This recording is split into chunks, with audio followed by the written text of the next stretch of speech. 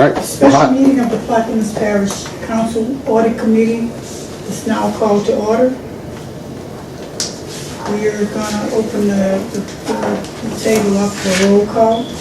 Councilmember Gino? Yes. Councilmember Roussel? Here. Councilmember Trufant Salvian? Here. The record reflect that all committee members are present. Okay, at this time, I'm gonna ask everybody to stand and I'll read you the pledge of allegiance. I pledge allegiance To the flag of the United States of America and to the republic for which it stands, one nation, under God, indivisible, with liberty and justice for all. Okay, we're gonna proceed as the agenda is written. And the next item on the agenda is to establish and adopt regular meeting schedule for 2017. We thought that it would be a good idea to mandate this because of the fact that we're moving into a new year. We have new audit committee members, so we want to try to be on task. We want to make sure that it's efficient, so nobody have to guess at. I think we have to guess when the audit meeting is, so we want to establish that. So I'm going to open the table up to the committee members. That means that's me. I would suggest, that we meet no less than once per month. And as far as the time and dates, it's really open to anybody that thinks it would be a convenient time. But in date, we want to coincide with the council meetings. However, we have to be cognizant of the fact that the courts jerk us around pretty good bit. Now, for the purposes of us being consistent and having it recorded, if it would be efficient if we did it at the same time as the council meetings, but it might not be as regular as we want, and we might not have as much time as we want. So some thoughts could be made to utilizing Mr. Powell to do some of this if we set a schedule and decide to do it outside of the council meeting time slot. Just my thoughts coming in, And thank y'all for putting me on the committee. I appreciate being here. Look forward to working with everyone here for the next year. Okay, in conjunction with Mr. Russo saying, my only thought would be that we have consistency. The charter mandates us that we meet regularly and every month. And in the past, that hasn't been the case. So I would just like to see that this committee move in the right direction and be in compliance with the charter at least once a month. And I would suggest that it be and it's kind of hard for me to say this, but I would like for it to be on the northern end of the paddle, just for the purpose of, the convenience, if nothing else. You won't get as many folks, in my opinion, traveling to the southern end or the east bank of the parish prior to, if we go along the thoughts of, it happening on the same day of the council meeting. You would have to have it either at this council meeting or have it like this every month. We can do this. Yeah, maybe I can suggest that we meet the second Thursday of every month at 9 a.m. here, or 9:30 or 10, something to that effect, depending on how long we think the meetings will go. If I can make a suggestion, I know that the regular schedule is that second meeting of the month, but the council is the meeting down. No, here. Here. I'm talking about the second Thursday of the month, which is here in Belchave. The fourth Thursday of the month is in Point La Hatch. I was thinking you were saying the second, so of course that coincides with the second No, I'm council trying- meeting every month. Yeah, I'm trying to I think that's what- coordinate with Ms. Salvo Yeah. on the issue about being in this room perhaps, Right. the second Thursday of every month here at, say, 9:30. Yeah, I think that's a good idea. Somebody want to put that in, Make a motion. I'll offer that the regularly scheduled audit committee meetings be held on the second Thursday of every month in the conference room in this building. A second.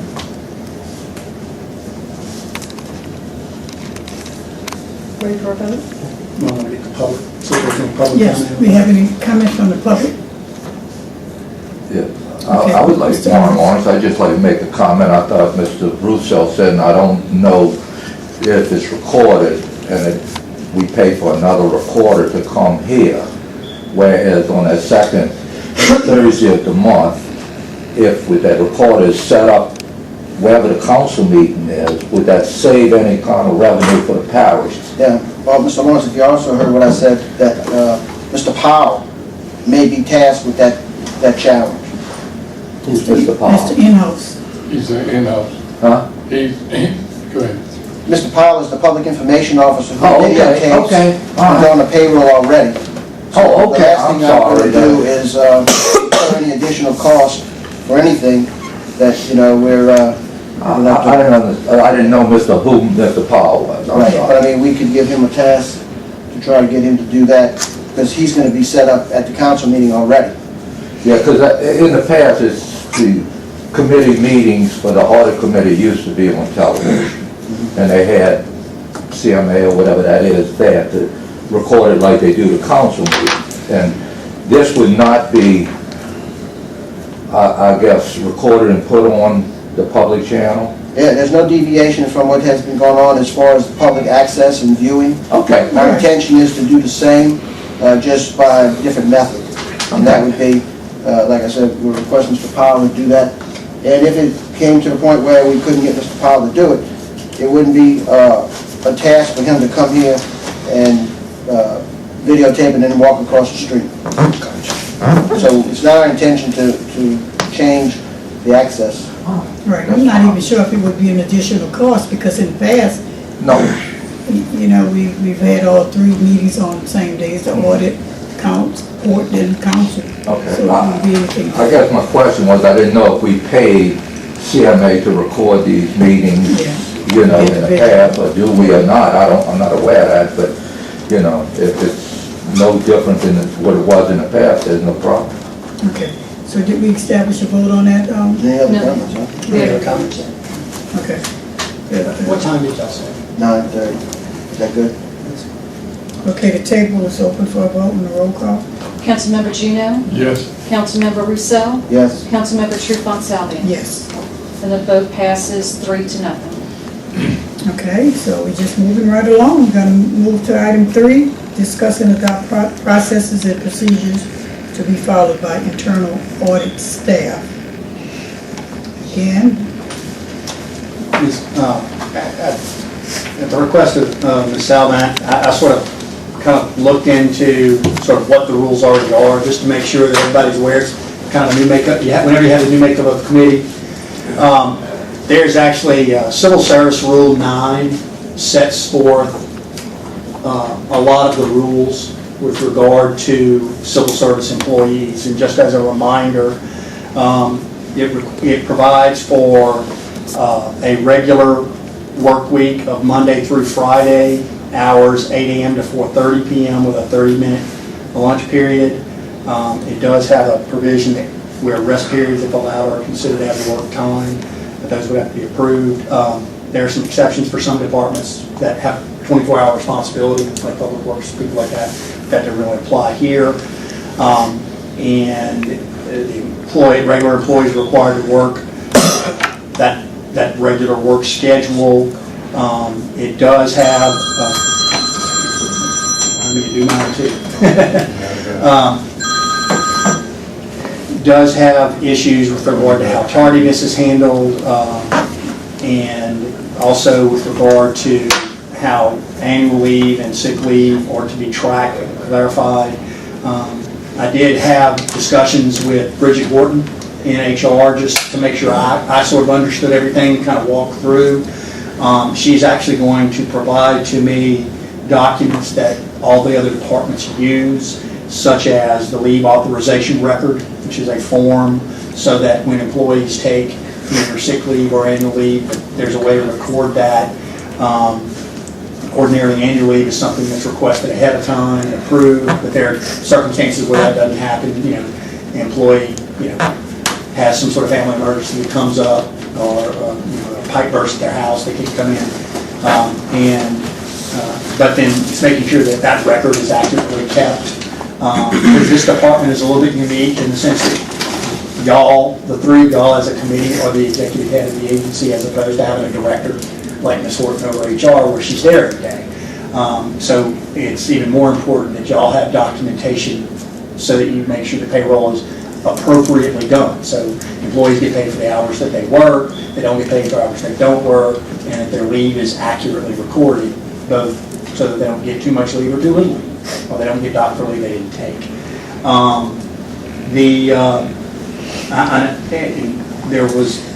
I did confirm that most parish employees' time is recorded by use of a time clock.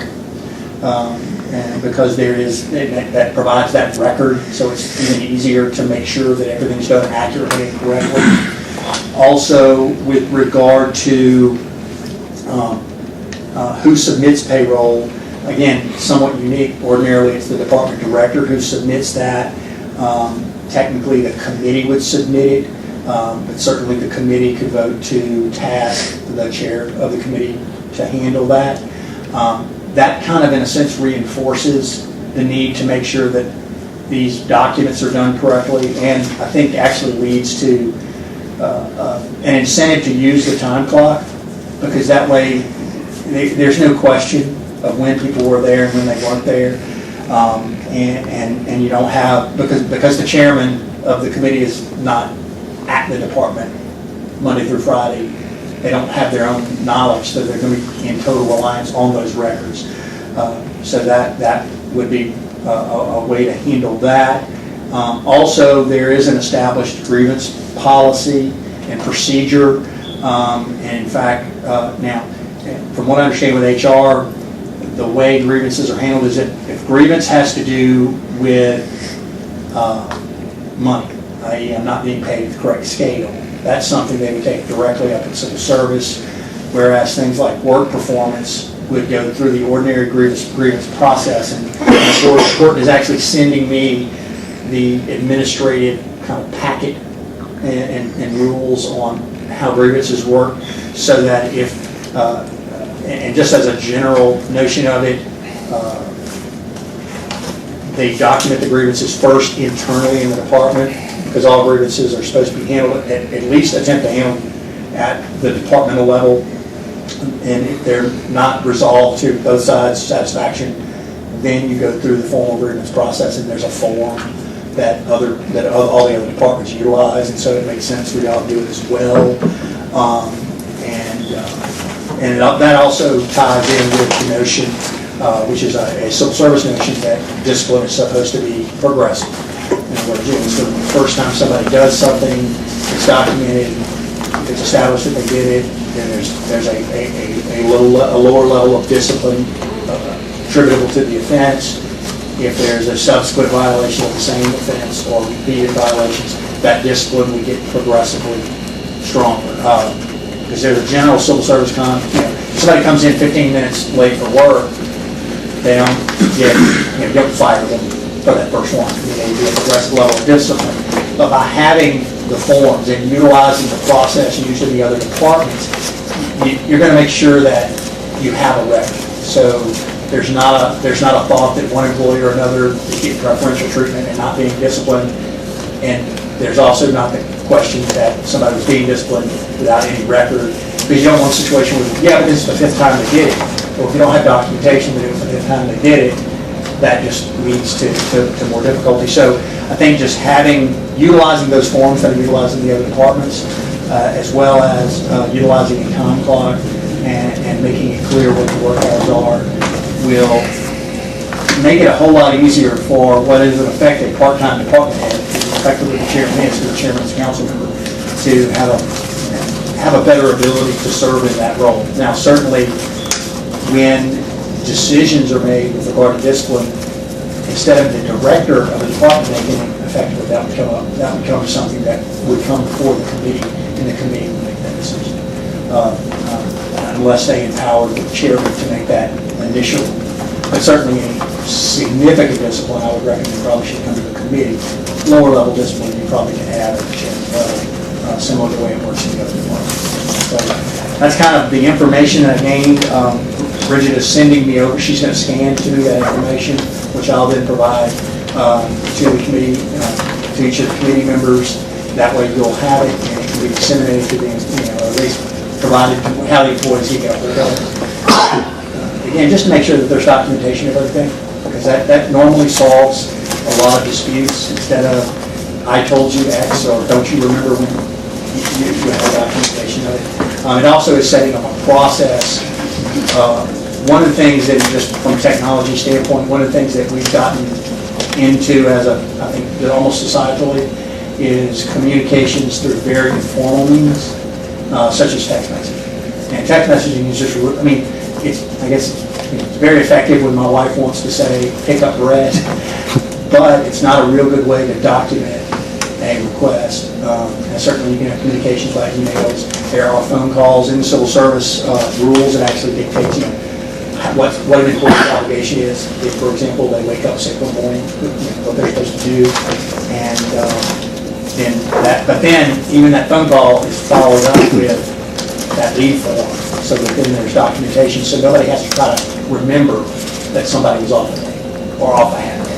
So, actually, all of what you just said, Mr. Garrett, utilizing other forms and the time clock and level of discipline, these are things that are already being The rest of the departments are already doing it. Already doing it, just a matter of this department.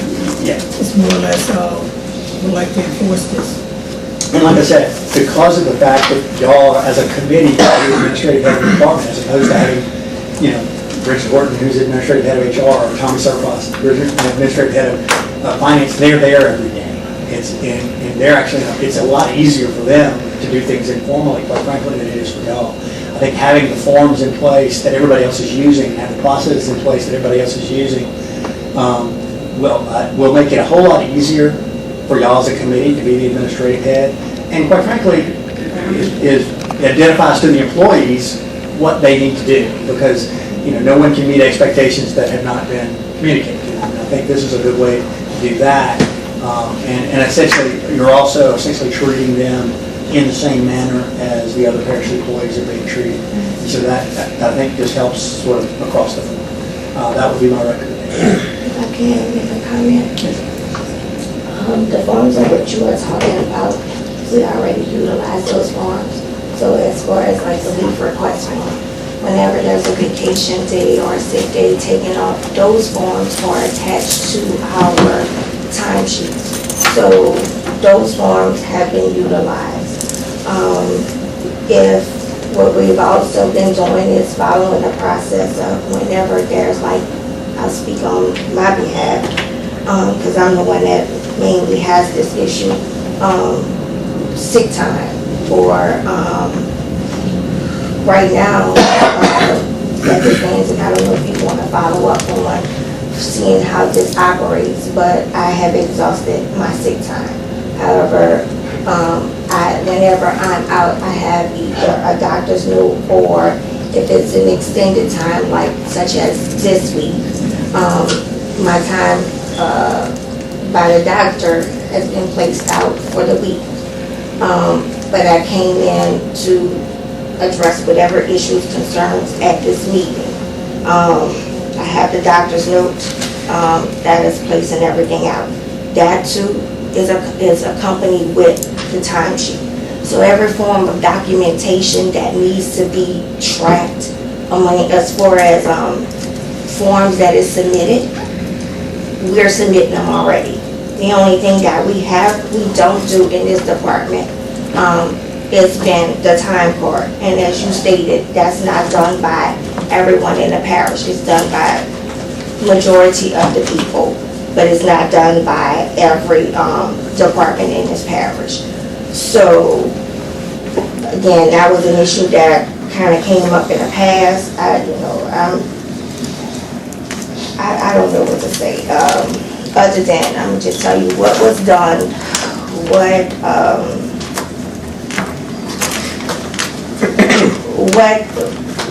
is in place, what's not in place, the reasons why it's not in place. We don't get into all this other stuff. It's just, but that's my comments for right now. Well, and I can tell you that the civil service rules on the do account for that situation. It's under Rule 9, Section 3.7.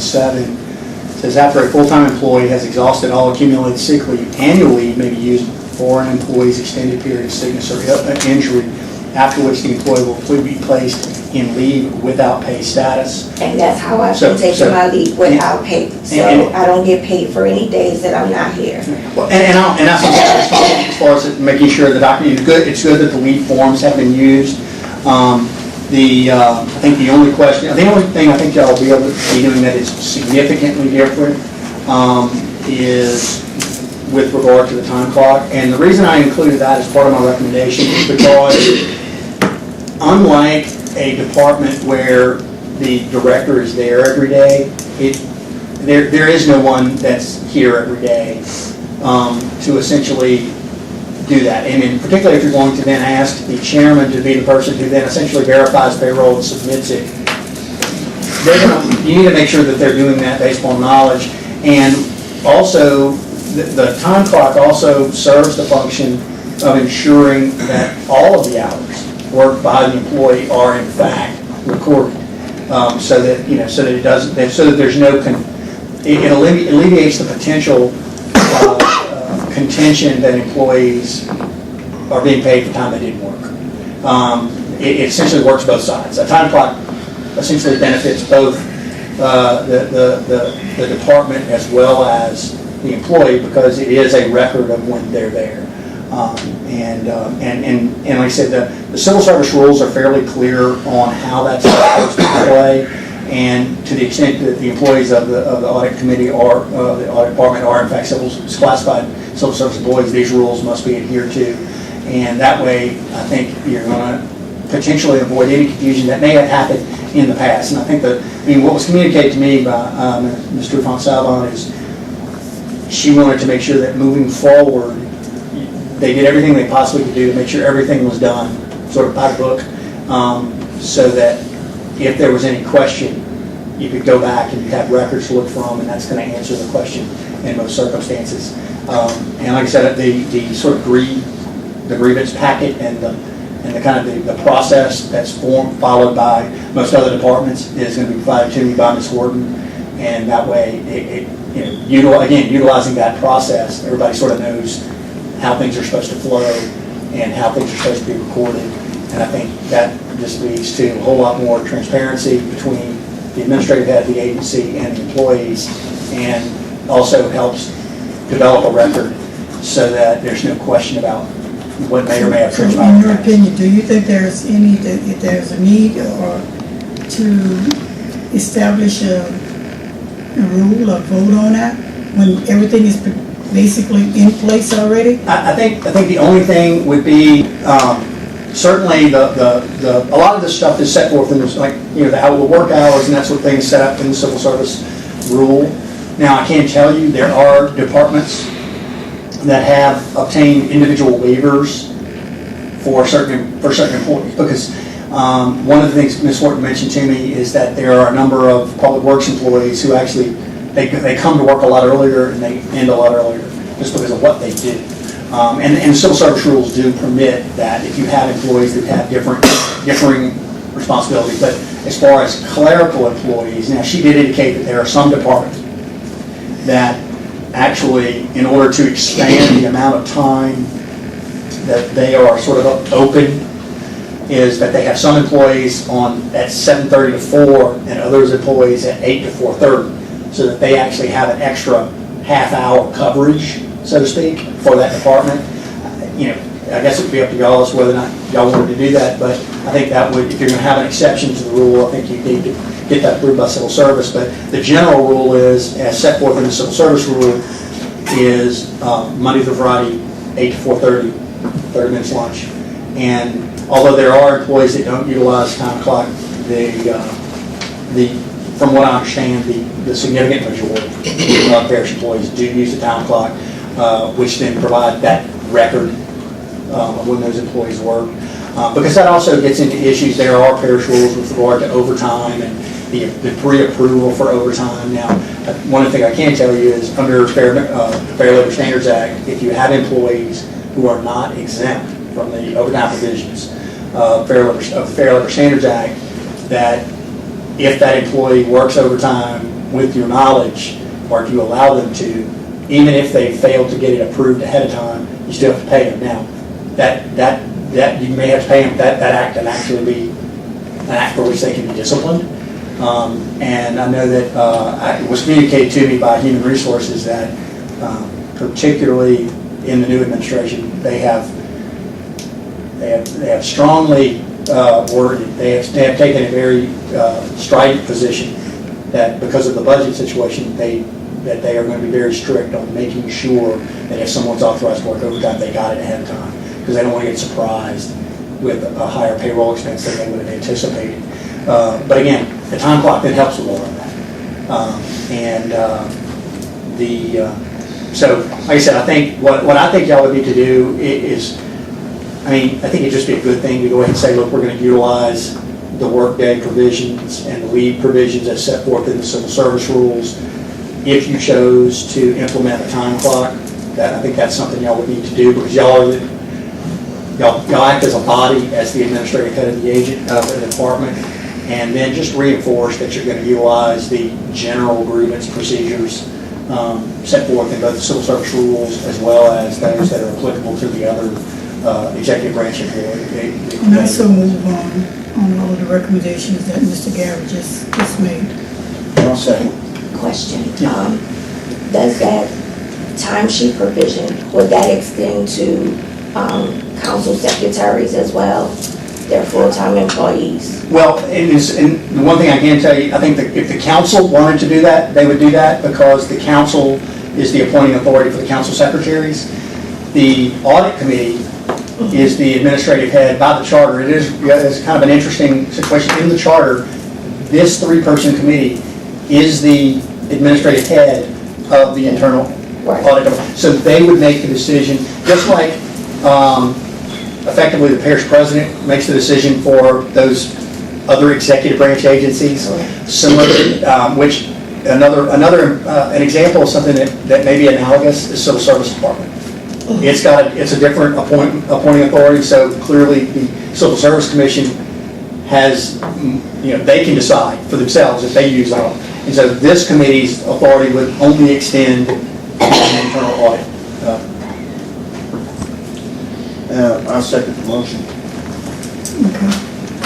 It was motion. Anyone? Any more comments from the audience? I apologize for being late, and when I came in, we were talking about employees that were out sick and going out without pay. Is FMLA written into our procedures? Because that protects the employee, but then it also protects the employer, that we can continue conducting business when an employee is sick, but we have to hold the job for a certain amount of time, the whole family medical leave act. It's not written into the civil service rule that I see, but, neither is the ethics law. You know what I'm saying? There's a lot of law. Fair Labor Standards Act is not actually. And the FMLA, which is Family Medical Leave Act, it is applicable because it is a federal law. And you would have to comply with it. And it's got its own implementation provisions. I actually, when I recommend local governments when adopting policies, rarely do I recommend that they take the individual language from a federal law and put it in their local policy or ordinance, because then you put yourself in a situation where if Congress changes the federal law, which you have nothing to do with, Right. Now your policy or your ordinance doesn't comply with federal law, but you have to comply with it anyway. So then you have to go through the cumbersome process of trying to make sure you make all the correct changes. And I've dealt with that in more than just family, but there's lots of different reasons to do that. And so what I find it best to do is just understand that you have to follow that federal law. And if that federal law changes, and I can tell you right now, there is a current provision of the Fair Labor Standards Act that there was a significant change that was implemented by executive order by rule at the end of the last administration, which has been the subject to a federal court injunction before the change in administration. And honestly, I can't tell you. It has to do with salaried employees who fall into an exempt category. And there was a significant change in the amount of salary. Because it used to be, if you were a salaried employee in an exempt category and your salary was over X amount of dollars, you were exempt from the overtime provisions. Didn't matter how many hours you worked, you didn't pay overtime. What they attempted to do by rule was to change that dollar amount, raising it significantly, which had the effect of you would have a number of employees who are salaried, they fall into a category, but now their salary's not high enough, so now they get overtime. Well, now the federal court has just enjoined that. That's an example of why you shouldn't put the details of it in your local thing, because there's just almost no way you could be that nimble. You just say you got to comply with it. So right now, you got to comply with the Fair Labor Standards Act as it currently exists in the law subject to that. And I know I have a lot of clients who are school districts who are going to hit, and the local governments who are going to hit that. That's why I think you avoid putting that federal stuff in your local thing, because that way you don't have to try to change your stuff every time they change, and they change whenever they feel like changing. But it still needs to be part of the conversation, because say I'm head of finance and I have some medical issues, I'm going to be out for a month, then the government could come in and replace me for that month, but since I've been with the parish for more than a year, blah, blah, blah, I am guaranteed my position, or a position, it might not go back into that same position, but I am guaranteed a position with the government when I'm well and able to come back. We've had situations where people go out and jobs go undone and we don't know what to do and we can't move, and it stymies us and it gets in the way of business as usual. Well, and I understand, and that's why, I mean, federal, I've dealt with lots of public employers, and I don't do employment law really in the private sector much. That's not my bailiwick, but I've dealt with a lot of public employers who have had to deal with FMLA requirements. And the greatest extent I've ever mentioned it in an employee manual, and I've written a few of them for various public employers, is a reference that, yes, we recognize the Federal Family Medical Leave Act, and we will comply. And you do need to have an understanding of what that is, and I think HR does, and that would be that issue that would, because ultimately the department head is not the one in any department, be it the audit committee as the department head of internal audit, or Tommy Surfass as the department head of finance. They're not making that ultimate decision on how FMLA is carried forth. That's more of that higher function. But point well taken, it does apply. So we do have to apply it, but we can simply say to the department heads when we have an employee that's unable to report to work regularly, then go meet with HR and become. There is a form, and I have utilized the FMLA form when I have been out for an extended period of time. So when I went out for my surgery, and there was another period of time when I had to be out for an extended period of time, that form was utilized under FMLA. Right, but I think the disconnect is, I don't think that the government put someone in your position to carry on your duties in your absence. Well, but FMLA actually doesn't, and it's not really, FMLA is not a mandate on how you staff. Right. It's actually a protection to the employee. And basically, in a nutshell, it says, if an employee is out on FMLA, you can put somebody in their place, understanding that when they come back, you'll have to find a position to put them in. Now, some employers choose, and also a lot of times evaluation, somebody's going to be out for a month. You can almost always cover for a month. Right. Now, if someone's going to be out significantly longer than that, and it also depends on, it's an employee. It can be maternity. My wife is a substitute teacher. Right. If a teacher is going to be out for 3 months, you don't really just, now, because of the substitute teacher rules, a lot of times they'll have to plug somebody in. Or if a teacher goes out on sabbatical or something like that. If you've got it in a position where you absolutely have to have somebody in that position, whereas if you have a position where, at least for the period of time when they're anticipated to be out, the other employees in the department can cover those tasks. It is much more difficult when you have a two-person department. And I think civil service runs into the same thing, whereas, if you've got 9 mechanics and one of them goes out on FMLA, you've got 8 mechanics doing 9 mechanics work, they can probably swing it. I didn't mean to and it's- derail. But it's just a case-by-case basis, but I don't think you need to, you don't need to adopt FMLA. To get back to the central conversation here is that I don't think this conversation came up as a target of anyone. So for you, Lakeisha, to say, you follow the rules or whatever, this is not a target for, there's 2 individuals in this department. And we're not targeting anyone. We're just trying to make sure to enforce the rules that's on the books. And this is all we're doing. We are not saying you, Ms. Lakeisha, Mr. Fontenot. We're just making sure that the rules that's on the books, we want everybody to be aware that they're going to be enforced. So this is all we're trying to attempting to do here. And I appreciate that comment, Ms. Audrey, but, there are things in the past. And, we say that we want to get past the past, we don't. And, yes, I do believe that this is targeted. This has been an issue that has been tried to be brought up in the past. It's an issue that pretty much affects me. So regardless of where we want to come in front of these cameras and say there's a lot of things that happen that don't happen on camera within this parish, particularly towards this department. So, like I said, I appreciate your comment, but I have to strongly disagree.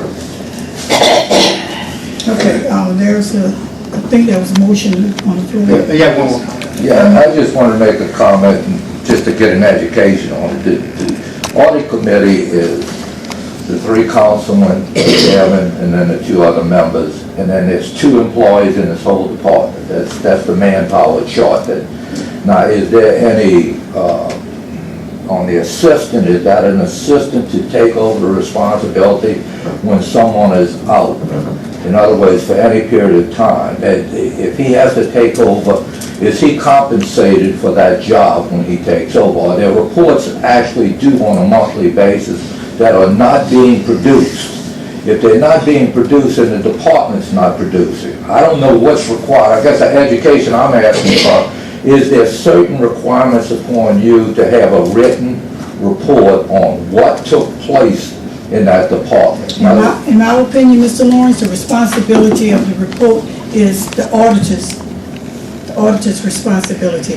Now, she can delegate it however she wants to do within our office, but that's why we is thinking that it's so important that we become consistent with our monthly meeting.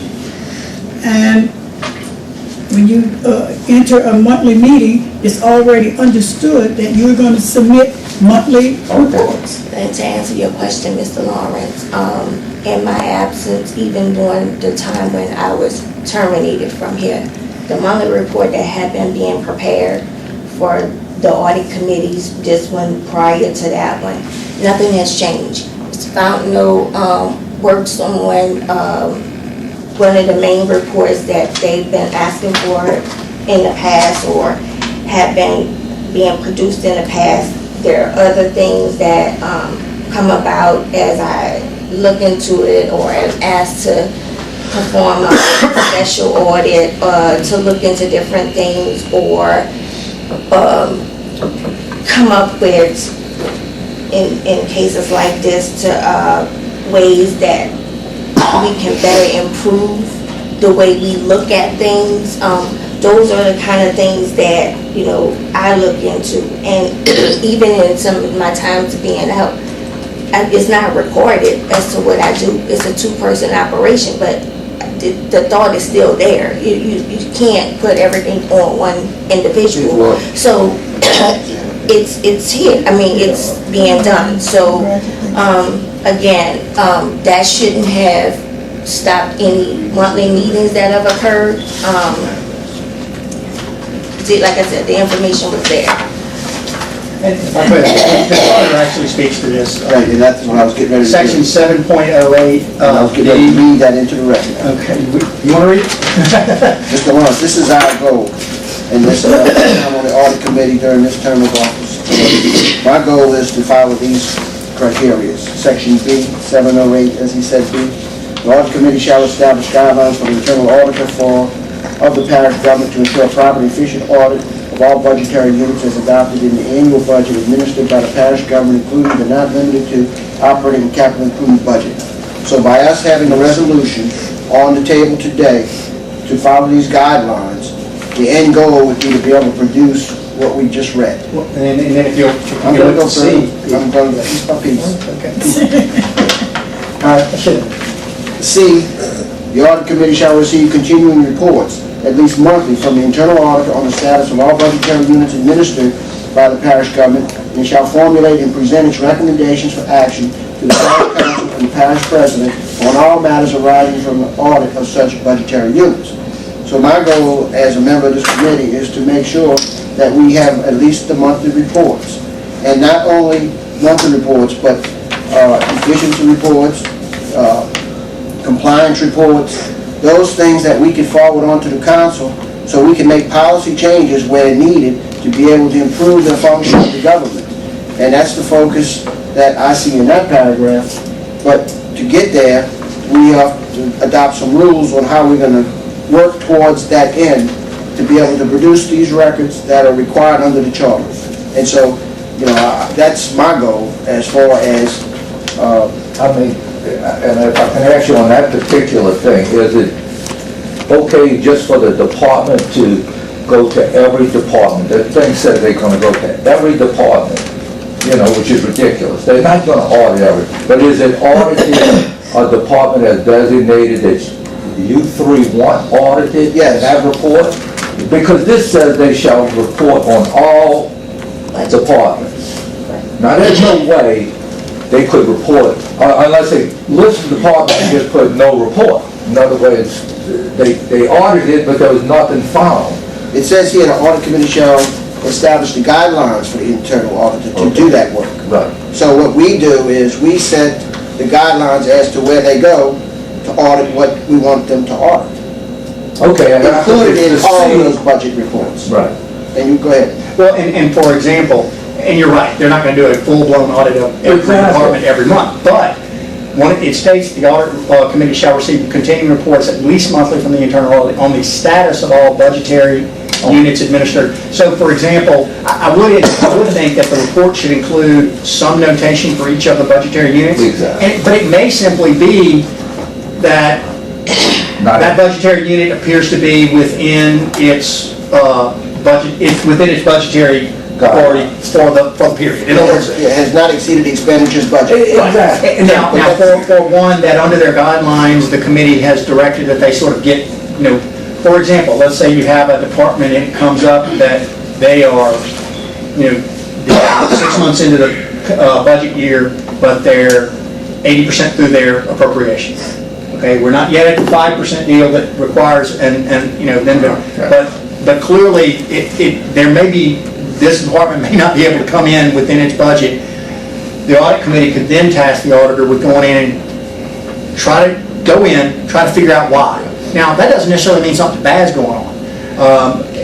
I'll give you for example, you could have a department that they're going to be able to get in, they're going to be able to finish the year. The reason that they use such a high percentage of their budget is because in the second month of the year, they bought a big piece of equipment. Right. Or they had some one-time big expenditure. Renewals. Exactly. And so what the auditor could do is go, okay, and that way they can, that would be an ability for the auditor to assure the committee, no, they're gonna be able to do it, because it's not that they're overspending, it's just that they had one significant expenditure. That then gives information to the committee.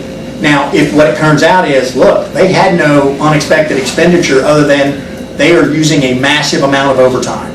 And if they continue on this rate of overtime, they're going to run out of money. Now, it may not be that the massive use of overtime was illicit or inappropriate, because it may be because you had a hurricane, or you had a flood, or you had a levee breach, or something like that. But again, having that information and doing that on a monthly basis lets them know as an audit committee that they need to make they may need to make a recommendation to the council. Look, you need to start thinking about ways to adjust the budget because we had this unanticipated expense in the recreation department, and they had to spend a bunch of money in the early part of the fiscal year, and or over the last 3 months. That money wasn't necessarily built into their original annual budget. We got to figure out, the council needs to figure out from a budgetary standpoint how they're going to handle it. Are they going to give them more money, or are they going to say, look, we need y'all to figure out a way to spend less money in the back half of the year? But that's all just information. But no, I agree. I don't think it requires a full-blown look at every piece of paper audit every month. That would be possible. But I think it does require that there be at least some reference to the budgetary units in each monthly report. And what that does is that then guides the committee if they feel like, okay, for next month, we need you to have gone into the recreation department and figured out what's going on. And is there any requirement for every budgetary unit to turn in a report every month on where they're at in their budget if they spent? We get that every month. Okay. Not every month, we get that every meeting, every council meeting. Okay. We have a budgetary report presented to us to let us know what the cash balances are on every fund. And that's what they're checking? Well, I don't know what they're checking, but that's what we get. And so, Okay, so let me tell you what we're checking, based on what has been. One other question before, then I won't go into that, but is that the only requirements of this audit? It's strictly budget, nothing else? all budgetary items, it says here. We have a dispute with the administration in years past as to whether that includes internal audits or external audits. The administration previously decided that it was strictly internal audits, and we have control over external audits, which means the annual audits and auditors that are hired for the annual full-blown budget required by the state legislative auditor. Right. So, they have narrowed down the authority of the internal auditor to that point. Now, whether we have a discussion to expand that, we'll see. I guess my question is, when I look at this department that's not doing their job, it is not up to these people to say they're not collecting the revenue they're supposed to collect in their department. They are looking at their budget. As long as they're within their budget, they're not investigating anything. Well, not necessarily. I would say, We can look for efficiencies in government beyond the fact that they are not spending or overspending. So, it's set by what we're going to set, and when we get to some other items on the agenda, I'm going to ask for some information to help us, guide us in that direction. and an example, if they looked at, just in the cursory look at the permit department. That's the one I was going to say. Revenue from the permit department was kind of low. That was kind of low last month, or it's kind of low for the first 3 months of the year. The audit committee can say, well, go look a little bit further into that. And then they go into the next month, and if what they determine is maybe that the permit fees being charged are not what they are supposed to be. Well, that's a budgetary issue because it has to do with revenue. Because budget's supposed to, we all know budget's two pieces. It's coming in and it's going out. And if you have, and if there's a problem with collecting revenue coming in, that's just as big a problem as too much revenue, as too much expenditures going out. And that's something that the department could come in, or quite frankly, it may be an issue of, look, they're collecting the appropriate permit fee, but it appears as though it actually costs more to administer those permits than we're charging. That allows then the audit committee to at least notify the council, look, we can keep funding that governmental service out of the general fund, or we can consider raising the fee so that it more accurately covers that cost. You have a number of governmental functions that are funded both from a fee revenue and from a general fund revenue, which is more of a general tax revenue, and that's always the issue. It also goes the other direction. If your fees far exceed the cost of providing the service, well then, under one interpretation of law, they're no longer fees, they became a tax. But that's usually not the case. Most of the time, fees don't even come close to covering the cost. But that's a policy decision that the governing authority would make. But what we're saying is that information is something that the Internal Auditor's Office provides to the audit committee, so the committee can meet its second obligation, which is making recommendations to the council on ways that they may be able to improve that function, so that And then ultimately, the committee, I mean, if the vote, they could lose every vote. They could vote 3-0 that something needs to happen, the council could vote 6-3 that something's not gonna happen. But their obligation is at least to get the information. And they do have the flexibility to where you don't have to do a full-blown audit of every department every month.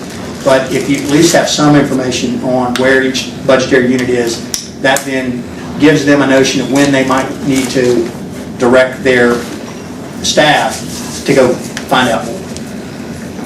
And I think we all can agree that I think here, what everyone is saying, I think we all want the same thing. I think we all want to be able to drill down to see what is and what's not occurring. I think if we could have constructive conversations regarding how we achieve that goal, then it's good. But just to give you an example of some things that may not come up, when you look at things, I guess overall as a whole, sometimes you can, what I found is there are things that have been missed, and trying to get those things in a way where you satisfy everyone is kind of like difficult. I'll give you two perfect examples. I bought them here. Here's a copy of a bill. This bill is signed off by 4 people that looks at this bill. It's an 11-page bill. Because of the dollar amount that's set forth on it, it doesn't come up in the report that we have been providing in the past. But it's 11 pages. There is no secret in this parish that I have not been here from a certain time.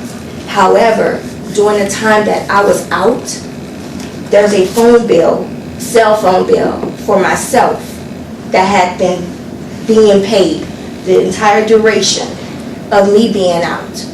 Now, if you got 4 people signing off on this bill saying that it is correct, there's no reason why a cell phone bill should continue to be paid in my name, and clearly my name is on here with the dollar amount of how much that bill is. It's things like this that when we keep going back and forth about, I don't know what the hell we go back and forth about sometimes, but we miss those particular things. And all I want to do is be able to capture, if you calculate just this one bill alone, that's $1,000 that went out the door. Now, it might seem minute to some people, but if you got one bill that accomplishes that, how many other bills have gone unnoticed that we don't get to accomplish? We should be taking the time to look into these bills. I'll give you another example. Here's another check. Mr. Keisha, did you report that you were out, that your phone was? Yes, ma'am. And there's emails that. And to follow up on that, all cell phones pulled.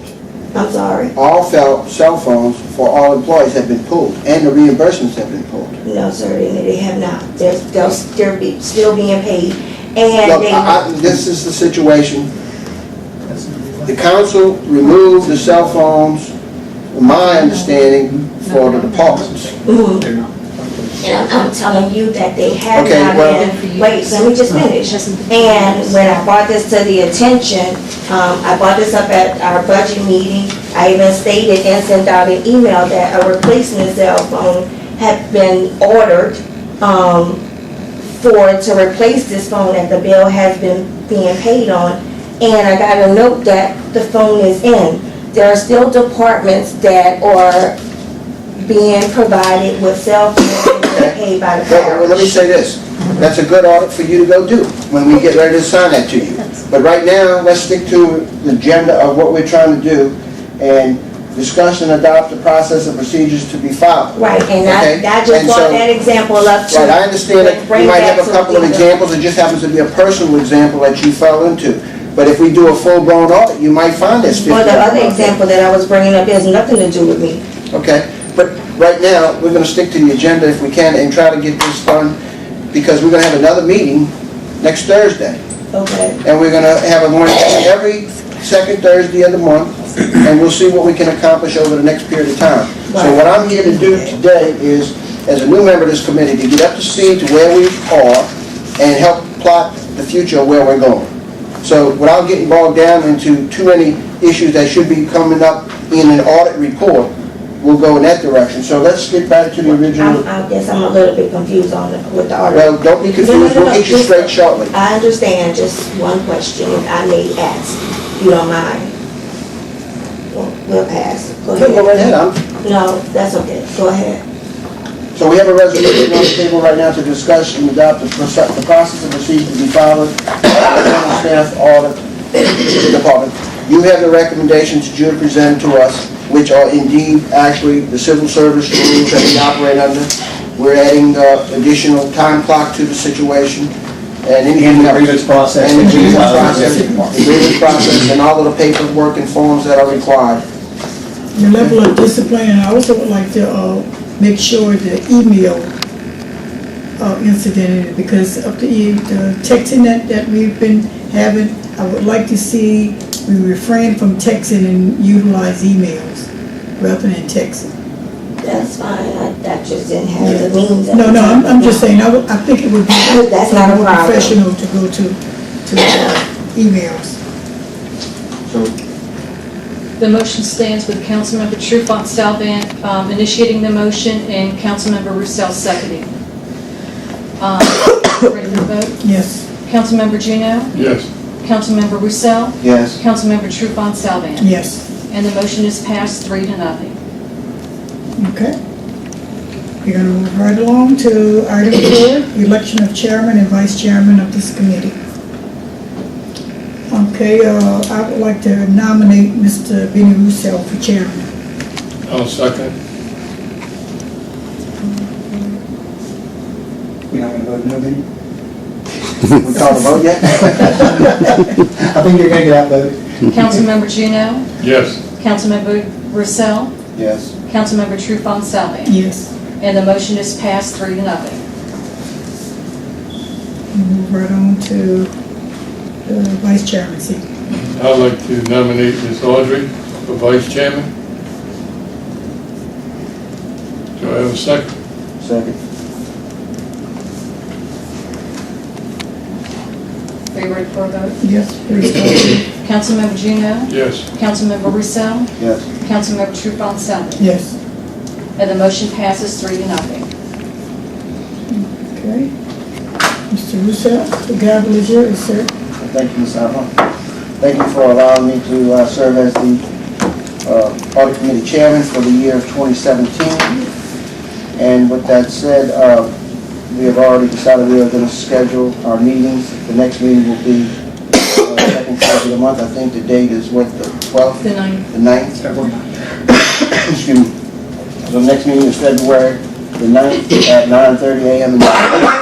And what I'd like to ask of the audit committee staff is that since we've had some discussion about what has been done and what we've been doing, is to give us a list of all the completed audits for 2016 so that we can be able to see that what's done we can put on the side, and what we need to go after we can make a chart for what we're going to do for the next 11 months out of the year. So if you would provide us with a request of all the audits that have been completed for the year of 2016, all of the recommendations that have been forwarded from the audit committee to the council for action, and then we can set the trail from there. In addition to that, Ms. Lakeisha, I don't know how in comes that would be the request that Benny made, but I'm looking for an in-depth audit of the grant department, our grant department. And I think that we should be able to come up with, I guess, an audit plan that we will put that on the list for. So you don't have to jump out there and do it right now. I think Right. you'll have work to do from providing us with the data for the next meeting. And at the next meeting, we'll all three come to the table with our request and try to get a consensus as to what audits you will provide every month for the next 11 months.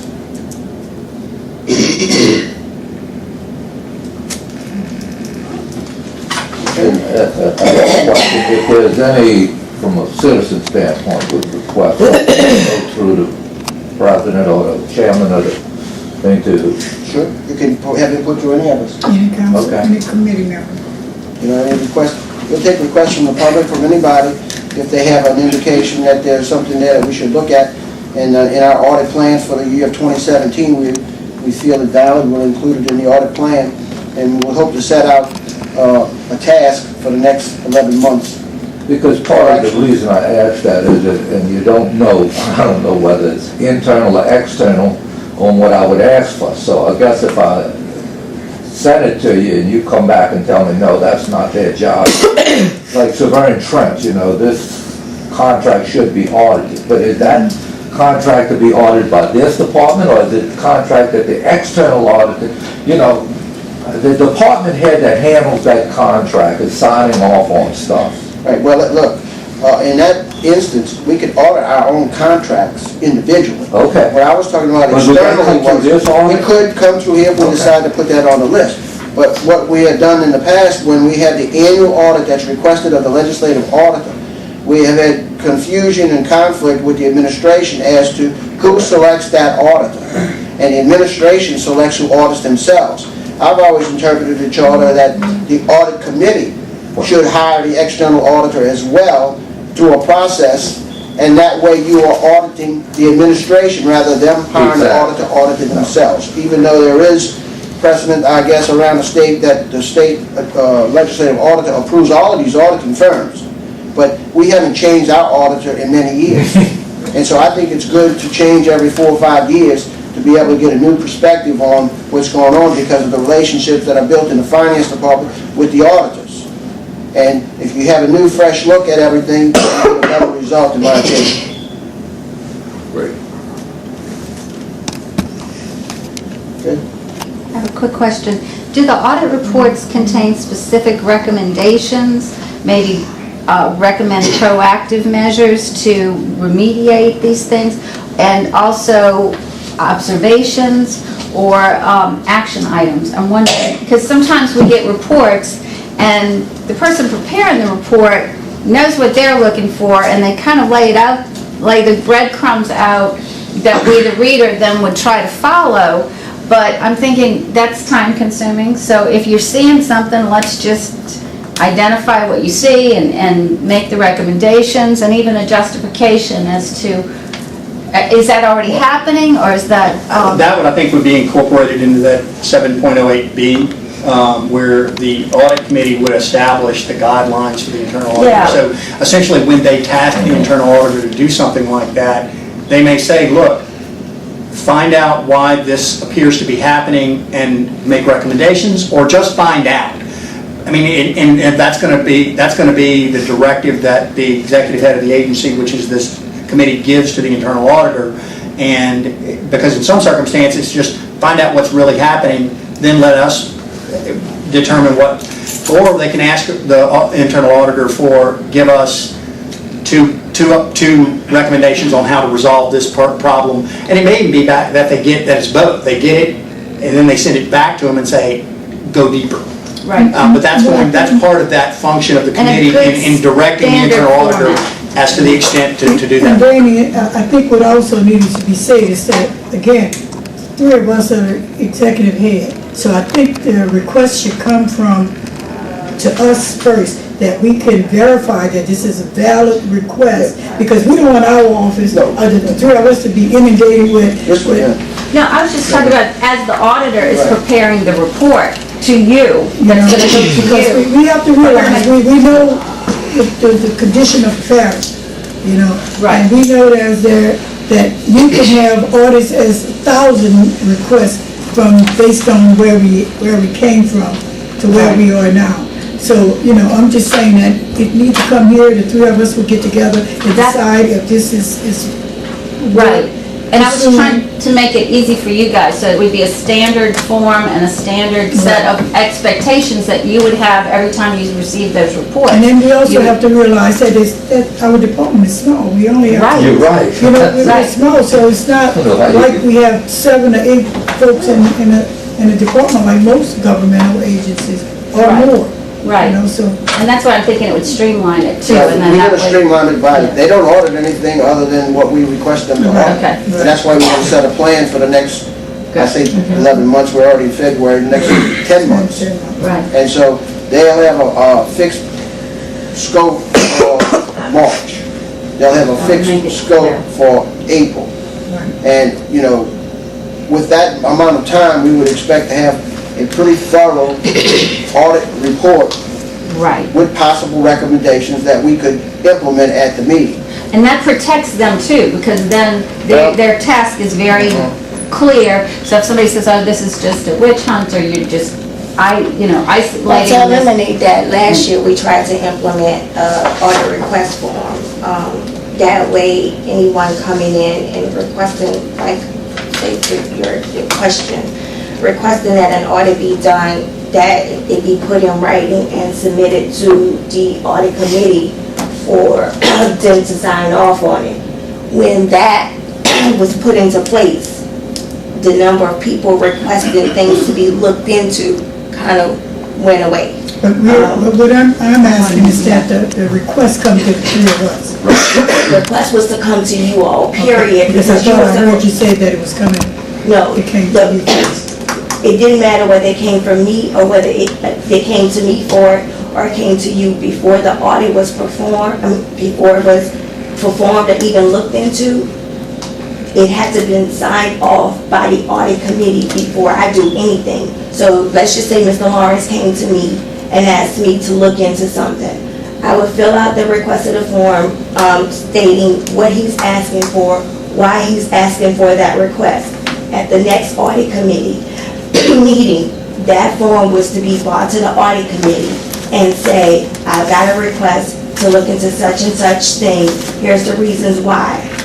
The form is given to you all, and there's a first and second person signing off on it from the audit committee.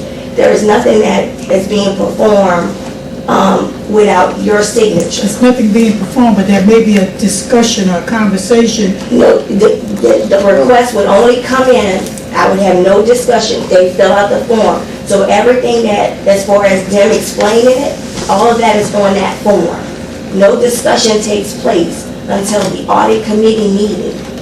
That person is welcome to attend the audit committee meeting to explain their position, but I don't have a The only reason I'm conversation. saying it, because I think that was an issue one time in the past. Right. That's the reason I'm saying, that was an issue. And that's why I asked, because in the past, you know, I've contacted HUD with a request. Now I understand I'm supposed to skip HUD and go directly to the committee. Let me say this, if she has a form that already has the request data or a form to be filled out, if you want to get a form from her and submit it to us, you know, you can fill out the form. I can make my own form I mean, and I'll tell you submit what a I copy of the found. form to all of y'all again, and that way, it's a standard form. I think if we follow the standards, you all have it. If anybody comes to y'all for a You can request, just put them in all of the district offices and, you know. I did that too, but I'll send it out again as well. So in other words, you still fill out the form Right, if you want, Okay.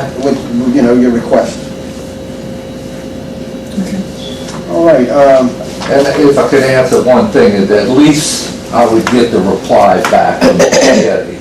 In other words, by submitting to HUD and the committee didn't take it up, if I didn't make the next audit committee, I didn't know that it wasn't addressed. Right. Whereas if I send the three of you a request form by email, at least you, I'm hoping, would answer me and say, we'll put it on the back burner, we may never get to it, or whatever. all right.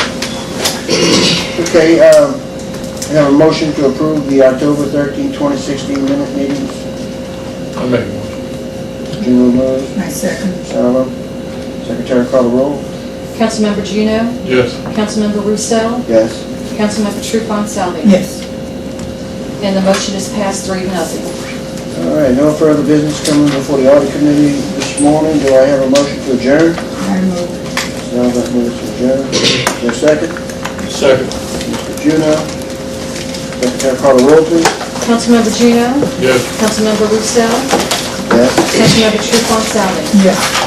And the motion passes 3-0. And the audit committee is adjourned at 12:10 p.m. Thank you all for your attendance, and we look forward to seeing you at the next meeting. Good night.